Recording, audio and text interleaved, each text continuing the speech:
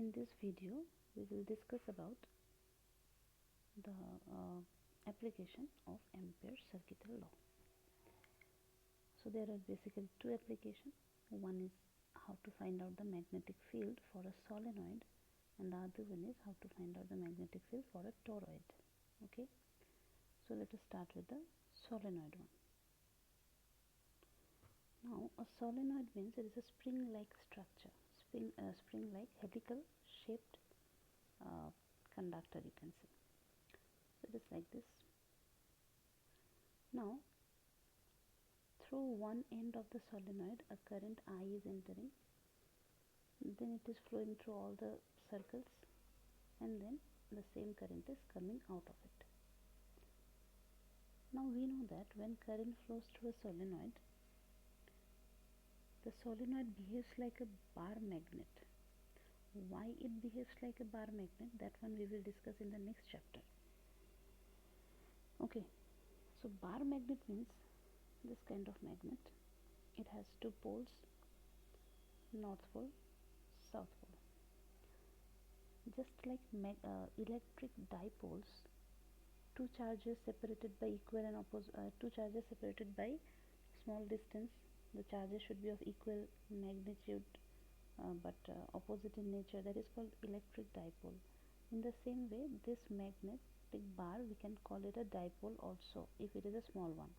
Anyways, the thing is that since it has two poles, north pole and south pole, some magnetic field lines will come out of north pole and it will enter in south pole.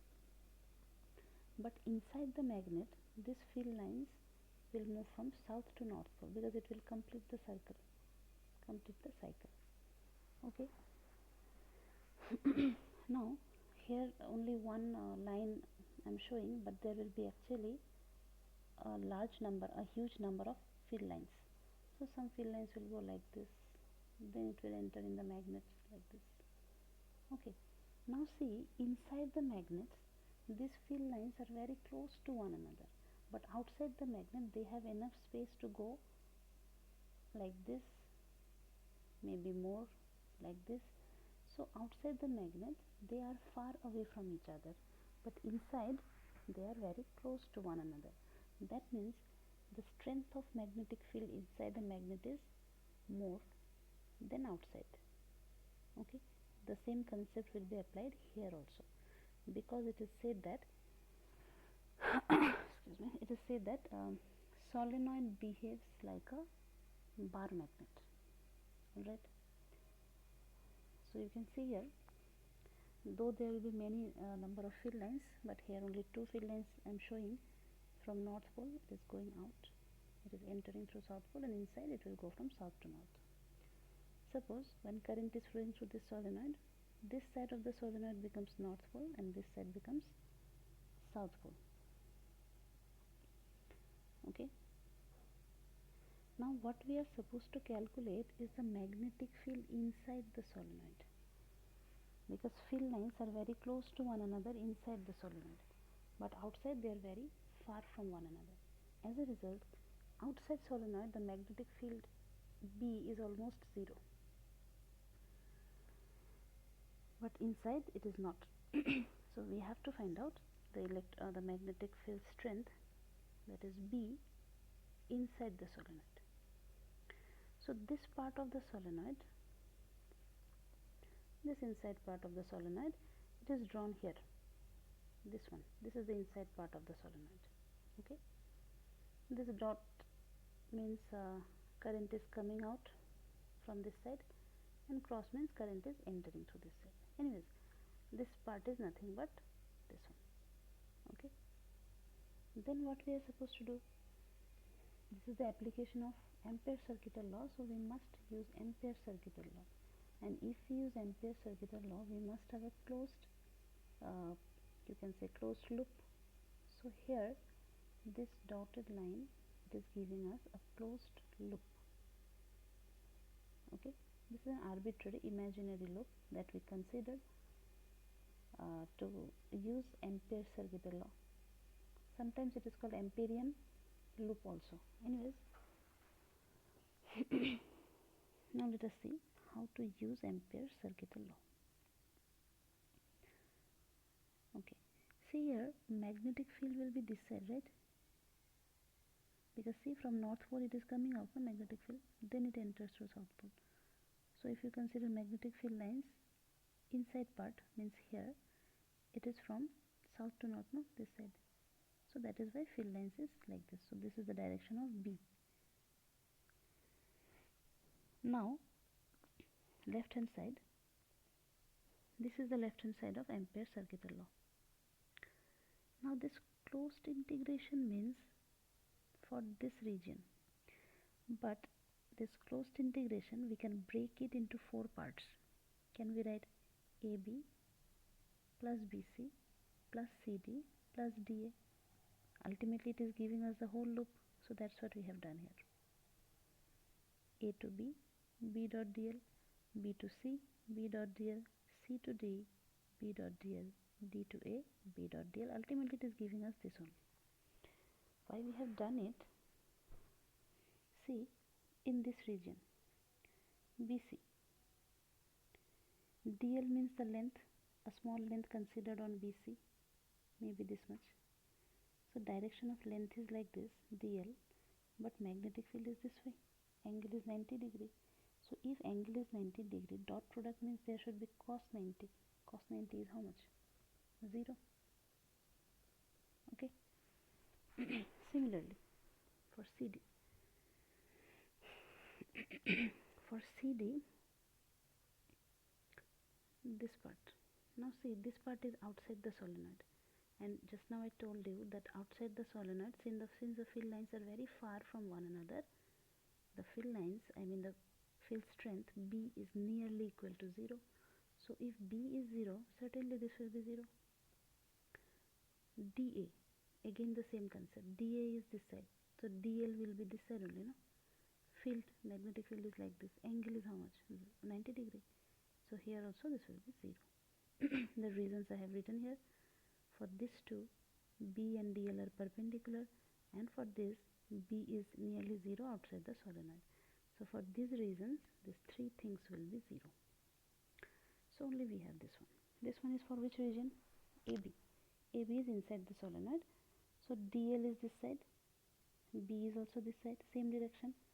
Angle 0, cos 0 means it is 1, so it should be BDL. Okay. Now, if it is BDL, B can come out. B can come out. Inside integration, we have only DL. So integration of DL will give us the total length of the solenoid. It will cover the whole length. DL means there is a small length on this considered section. If you integrate this, that means it will cover from this end to this end. Means it will give us the total length of the solenoid, which is L. So from left hand side we got this one. Right hand side, generally in Ampere circuit law, what we have? Mu naught I. But since there are n number of turns in the solenoid, it will be mu naught Ni. Capital N is the number of turns. Okay. So left hand side should be equal to right hand side, because we are applying Ampere's circuit law. BL, this one. Then BL will remain as it is, but in place of capital N, what we can write? We can write small n into L. Why we can write it? Just a second. See here. Small n means it is the number of turns per unit length. Means in unit length, how many turns are there? N turns. So in L length, how many turns will be there? N into L. So that is the total number of turns which is given by capital N. So capital N can be replaced by NL. Okay. Now the small l get cancelled, and we got B equals to mu naught Ni, where n is, the small n is not the number of turns, but it is the number of turns per unit length.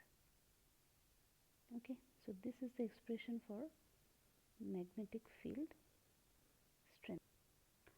So if this is the expression for magnetic field strength inside the solenoid, then remember one expression that towards the end of the solenoid, this side and this side, magnetic field becomes half of it, half of mu naught Ni. The derivation is not required for this.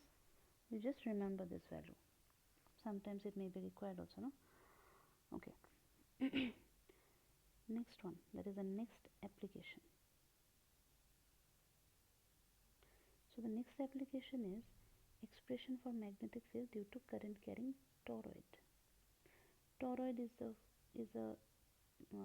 you can say closed solenoid. This solenoid only, if you make it like this, if you uh, bend this in a circular form, then what will happen? This end will come close to this and the shape will be like this, like a toroid. So we can call it a closed solenoid. So see, if it is a closed solenoid, suppose N pole is here, S pole is here. So field lines will directly move from N to S and then inside from S to N. So field lines will be enclosed within this region. So outside the toroid there is no field lines, almost zero. That means B outside the toroid is 0. Remember this, okay? And at this region, if you are supposed to calculate B, then that will be 0. The reason is N and S poles are very close, so field lines will be enclosed within the toroid. Okay? The next one, we have another region here. This region.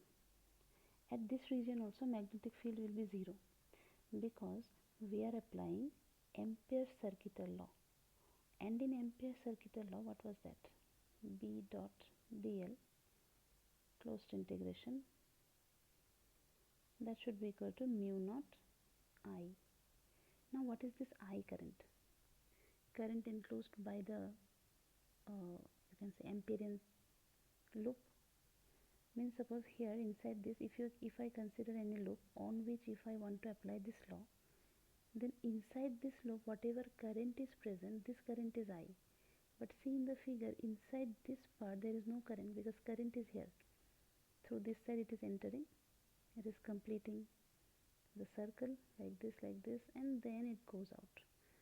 So here there is no current. So if I is 0, no current. If left hand side, right hand side is 0, mu naught I, no, right hand side. If I is 0, left hand side will also be 0. In left hand side what we have? We have B also. So B should be equal to what? 0, as dl cannot be 0. Okay.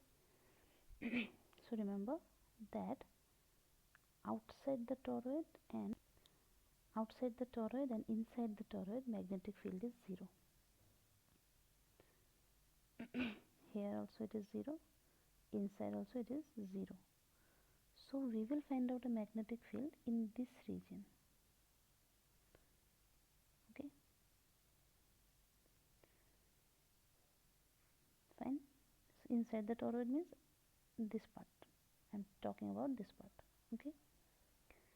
Now suppose here this dotted line, dotted circle, it is the circle or you can say a loop on which we are applying Ampere's circuital law.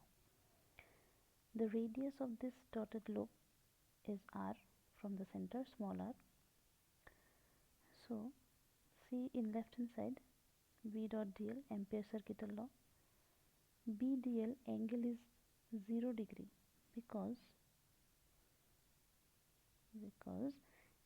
if suppose this is N side, this is S side, field lines will go from N to S and then it will be closed like this. And if I consider any portion here which is dl, then this dl is having this side, no, direction, and B magnetic field is also this side because it is going like this from N to S, then it is following this one. So B and dl are in the same direction, so angle between them will be 0 degree, or you can say they are parallel. So if angle between them is 0 degree, cos 0 is 1, no? So cos theta term will vanish, B will come out of it, and inside integration we have dl. Okay, so once you integrate it, this dl will cover the whole circumference of this dotted region. So so it will be 2 pi r. Okay, now b 2 pi r, that should be equal to what? Right hand side, just like this. In here what we did, same right hand side, mu naught n I. Here also same, mu naught n I. Okay, now from this,